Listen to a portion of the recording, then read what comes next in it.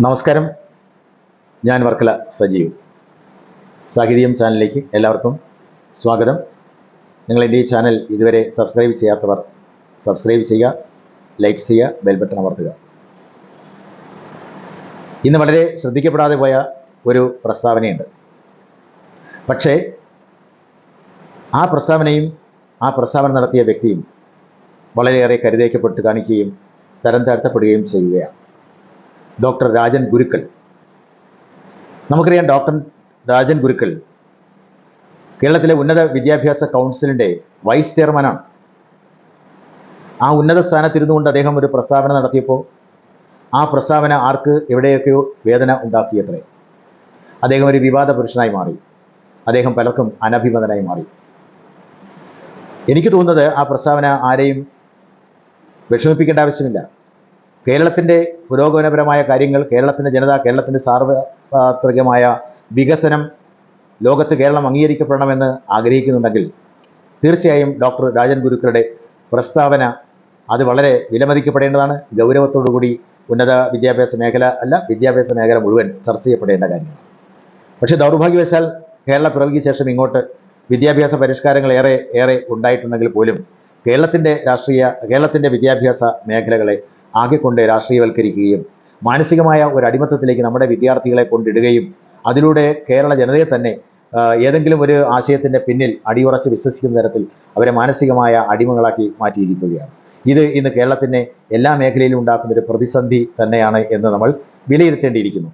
Doctor Rajan ഗുരുക്കളെ ഇത്രയും വലിയ വിവാദമാക്കാൻ വേണ്ടിയിട്ടുള്ള പ്രസ്താവന എന്താണ്? ഇവിടുത്തെ ഇടതുപക്ഷ പുരോഗമന ചിന്താഗതിക്കാർക്ക് ആ പ്രസ്താവന വളരെ വലിയ എന്തോ ഒരു സംഭവം ആയി മാറുകയാണ്. എന്തായിരുന്നു ആ പ്രസ്താവന? ഡോക്ടർ രാജൻ ഗുരുക്കൾ നൽകിയ പ്രസ്താവന എന്താണ്? കേരളത്തിലെ വിദ്യാർത്ഥികൾ സ്പൂൺ ഫീഡിങ്ങിലൂടെ മണ്ണുണ്ണികളായി തീരുന്നു. ഇതാണ് അദ്ദേഹം നടത്തിയ പ്രസ്താവന. ഈ പ്രസ്താവന നടത്തുന്നത് കേരള സംസ്ഥാന ഉന്നത വിദ്യാഭ്യാസ കൗൺസിലിൻ്റെ ഒരു ഉന്നത സ്ഥാനത്ത് വൈസ് ചെയർമാനായി ഇരുന്നുകൊണ്ട് ഡോക്ടർ രാജൻ ഗുരുക്കൾ നടത്തിയ പ്രസ്താവനയാണ്. അതുകൊണ്ട് തന്നെ ഈ പ്രസ്താവന നമ്മൾ അങ്ങേറ്റം മനസ്സിലാക്കണം.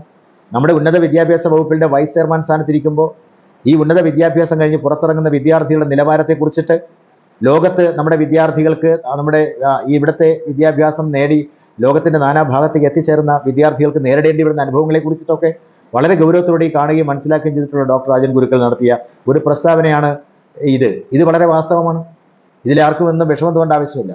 പക്ഷേ കാലാകാലങ്ങളായി കേരളത്തിലെ വിദ്യാഭ്യാസ മേഖലയെയും കേരളത്തിലെ വിദ്യാർത്ഥികളെയും ഏതെങ്കിലും രാഷ്ട്രീയ പ്രത്യയ ശാസ്ത്രത്തിൻ്റെ അല്ലെങ്കിൽ ഏതെങ്കിലും ഒന്നിൻ്റെ അടിമത്തത്തിലേക്ക് വലിച്ചിഴച്ച് അവരുടെ സ്വതന്ത്രമായ ചിന്തകളെ, സ്വാതന്ത്ര്യത്തെക്കുറിച്ചൊക്കെ പറയും, ജനാധിപത്യത്തെക്കുറിച്ചൊക്കെ പറയും. പക്ഷേ അവരുടെ എല്ലാ സ്വതന്ത്രമായ ചിന്തകളെയും തകർത്ത് മാനസികമായ അടിമത്തത്തിലേക്ക് അടിച്ചമർത്തിയിട്ട് അങ്ങനെ കൊണ്ടുപോകുന്ന ഒരു സമ്പ്രദായം നമ്മുടെ കേരളത്തിൽ കഴിഞ്ഞ കുറേ കാലങ്ങളായി നിലനിൽക്കുകയാണ്.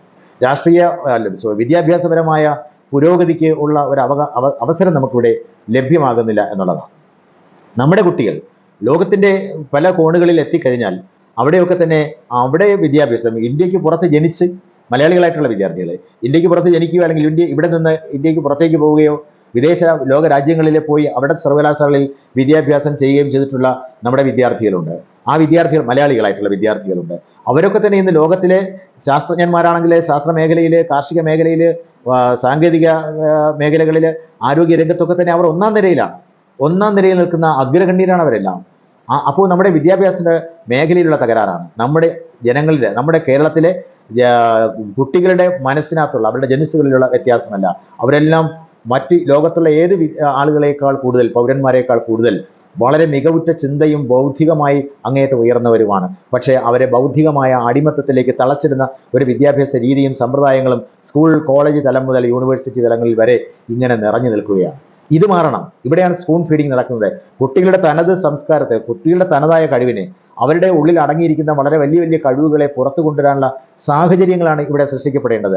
അല്ലാതെ ഒരു അധ്യാപകന്റെ കഴിവുകളെ അടിച്ചേൽപ്പിക്കപ്പെടുകയല്ല, അല്ലെങ്കിൽ ഏതെങ്കിലും ആശയങ്ങൾ നമ്മുടെ കുട്ടികളുടെ മേൽ അടിച്ചേൽപ്പിക്കപ്പെടുകയല്ല ചെയ്യേണ്ടത്. സാഹചര്യങ്ങളും സന്ദർഭങ്ങളും അവർക്ക് അനുകൂലമായി ഒരുക്കി കൊടുത്തുകൊണ്ട് ഓരോ വിദ്യാർത്ഥിയുടെയും തനതായ സർഗസിദ്ധമായ കഴിവുകളെ, അപാരമായ സാധ്യതകളെ പുറത്തു കൊണ്ടുവരാനും അത് നമ്മുടെ രാജ്യത്തിൻ്റെ പുരോഗതിക്ക്, ലോകത്തിൻ്റെ പുരോഗതിക്ക് ആവശ്യമായ രീതിയിൽ മാറ്റുകയുമാണ് വേണ്ടത്. അതിന് പകരം ഇത്തരത്തിലുള്ളൊരു നയം ഇവിടെ സ്വീകരിച്ചിട്ടുള്ളത് കൊണ്ട് നമ്മുടെ വിദ്യാർത്ഥികൾ സ്പൂൺ ഫീഡിങ്ങിലൂടെ മണ്ണുണ്ണികളായി തീരുന്നു എന്ന ഡോക്ടർ രാജൻ ഗുരുക്കളുടെ പ്രസ്താവം എവിടെയും അങ്ങനെ വിവാദമായി ചർച്ച ചെയ്യപ്പെടേണ്ട ഒരു കാര്യമേ അല്ല എന്നുള്ളത് ഞാനിവിടെ പ്രത്യേകിച്ച് ഓർമ്മിപ്പിക്കാൻ ആഗ്രഹിക്കുകയാണ്. ഗുരുക്കളുടെ നേർക്ക് അങ്ങേയറ്റം നമ്മൾ ആക്ഷേപിച്ചിട്ട് കാര്യമില്ല.